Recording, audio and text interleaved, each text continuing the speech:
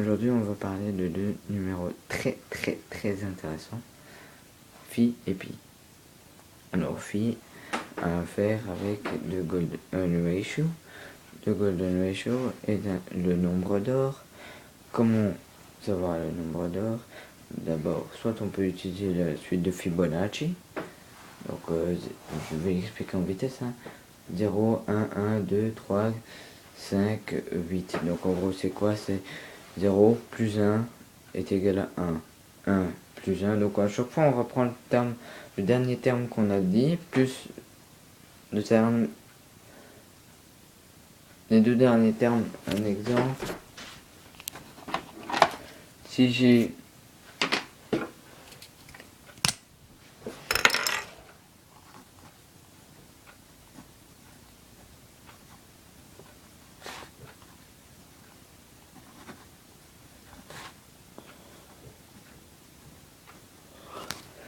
voilà, on a 0.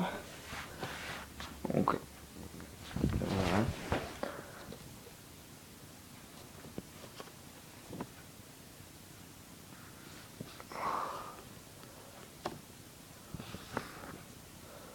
Donc 0, 1, 1. Donc c'est 0 plus 1 égale à 1. 1 plus le dernier numéro qui était 1, ça fait 2. 2, le dernier numéro qu'on a dit avant de dire 2, c'était 1. Donc 3. 3, le dernier numéro, 2. 5, la réponse. 5, le dernier numéro, 3. 8. Donc vous faites une addition de numéros. Pour ceux qui ne savent pas.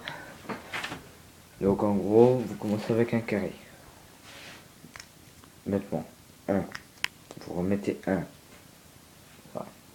C'est tout bête. Ça fait un rectangle. Avec ce rectangle, vous dessinez le carré du côté. Avec ça, vous faites le carré, encore un carré. Donc des côtés des rectangles à chaque fois. Donc en gros, phi égale à 1,61803 ensuite 9, 8, 9. Ou alors, racine carrée de 5. Donc on commence à partir de ça, ce qui est 2,23606 plus 1, donc 3,23606 divisé par 2, golden ratio. Golden ratio fois golden ratio, donc phi fois phi, égale à donc de phi plus 1. Donc en gros 2,61803,989. Il y a aussi pi qui est assez intéressant et que j'aime très bien. C'est donc la récitation, c'est de ce que je connais jusqu'à 36 chiffres. 3,1,4,5,9,7,9,3,2,3,8,4,6,2,6,4,3,8,3,2,7,9,5,0,2. Jusque là ça va.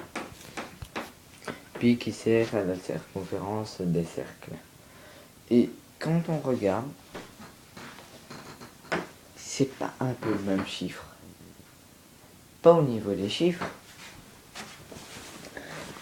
Phi va jusqu'à l'infini. On est d'accord. Vu que c'est une suite de rectangles et de carrés. Et pi, c'est pour mesurer la circonférence du cercle. Donc la circonférence, donc ouais, enfin, ouais, c'est pour mesurer le diamètre, enfin la circonférence à partir du diamètre. Et donc le cercle finalement, c'est quoi? Ben, c'est tout simplement un nombre de côtés. Donc Voilà, vous dessinez un hexagone. Vous bougez un petit peu. Donc en gros, vous redessinez un hexagone, le même, sur les autres côtés. Ou vous pouvez faire avec un carré, hein, mais je prends un hexagone parce que ça va plus vite. Et à chaque entre-deux, vous faites un hexagone. Vous aurez un rond tout noir. Et ben ça, ce sera votre cercle. En gros, un cercle, c'est tout simplement la figure la plus parfaite. Donc en fait, voilà la figure la plus parfaite que nous pouvons trouver. Et phi, divine proportion, proportion divine. Ce qui signifie que ils sont tous les deux avec un adjectif qualificatif de parfait. Je doute un petit peu. Donc finalement ils ont un point commun. Ce sont des nombres. Ils sont parfaits. Ouais, c'est vrai, ils sont parfaits. Et c'est des nombres très très très jolis. Tout comme les racines carrées. Parce que les racines carrées, c'est la base. C'est structure. Enfin voilà. Et les maths, c'est tout simplement des chiffres. Il y a aussi des nombres grands. Grands, très grands. Un Googleplex. Un Google Gigaplex. Un Google Minex. Qui en fait, tout ça sont des puissances de 10. En fait, un Google est égal à 10 puissance 100. Googleplex égale à 10 puissance 10 puissance 100. 10 puissance 100 est un nombre. Donc 10 exposant Google égale à Googleplex égale à 10 exposant 10 exposant 100. Si vous le marquez, pour jouer facile. Un Google Gigaplex, c'est 10 exposant 10 exposant 10 exposant 100. Compliqué, non? Les nombres grands sont faits pour être bien jolis. Et les nombres petits sont aussi faits pour être bien jolis. Un nombre compliqué est toujours plus joli qu'un nombre totalement rond. Un nombre rond, on les aime aussi. Un nombre compliqué, on les aime aussi. Mes préférés sont les nombres compliqués. Pourquoi?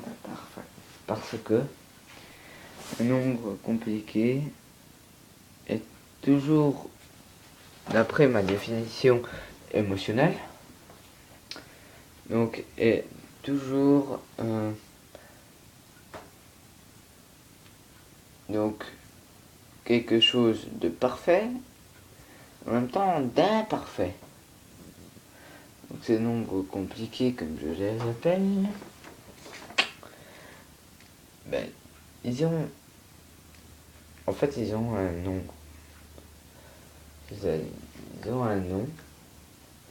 Donc dans les catégories réelles, irréelles, ils sont irrationnels.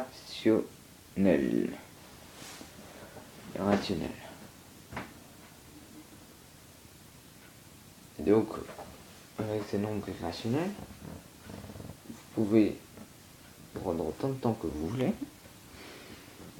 Vous n'arriverez jamais au bon résultat.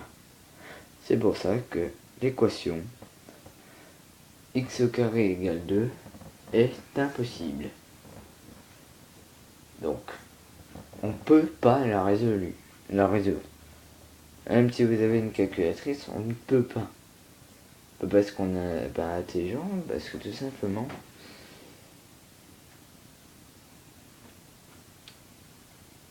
l'un va arrondir à la deuxième, l'autre à la troisième. On va tous essayer d'être plus précis les uns que les autres, ou d'être le plus estimatif. Donc en gros, nous n'aurons jamais la même réponse. Voilà pourquoi c'est pas résolu c'est comme, dans mon esprit, alors, mesurer la circonférence d'un cercle. C'est jamais résolu. Mais on peut le faire plus ou moins. On peut s'autoriser. Enfin, même avec les 36 chiffres après la virgule que je connais pour pi. Donc en gros 3,1, 4, 1, 5, 9, 2, 6, 5, 3, 5, 8, 9, 7, 9, 3, 2, 3, 8, 4, 6, 2, 6, 4, 3, 3, 8, 3, 2, 7, 9, 5, 0, 2, 8, 8. Donc je suis pas sûr d'avoir tout loupé, mais bon. Général, enfin je relis si vous voulez, hein. 3,1, 4, 1, 5, 9, 2, 6, 5, 3, 5, 8, 9, 7, 9, 3, 2, 3, 8, 4, 6, 2, 6, 4, 3, 3, 8, 3, 2, 7, 9, 5, 0, 2. Bon, ça vous suffit? C'est pour ça que je vous dis, les nombres compliqués, il faut les aimer. On va dire encore une fois.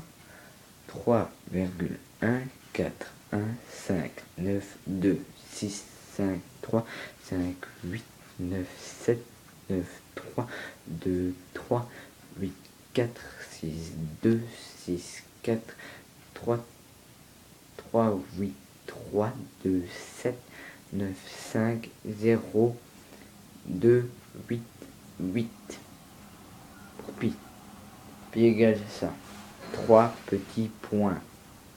On a compris ce que ça veut dire. Merci de m'avoir écouté.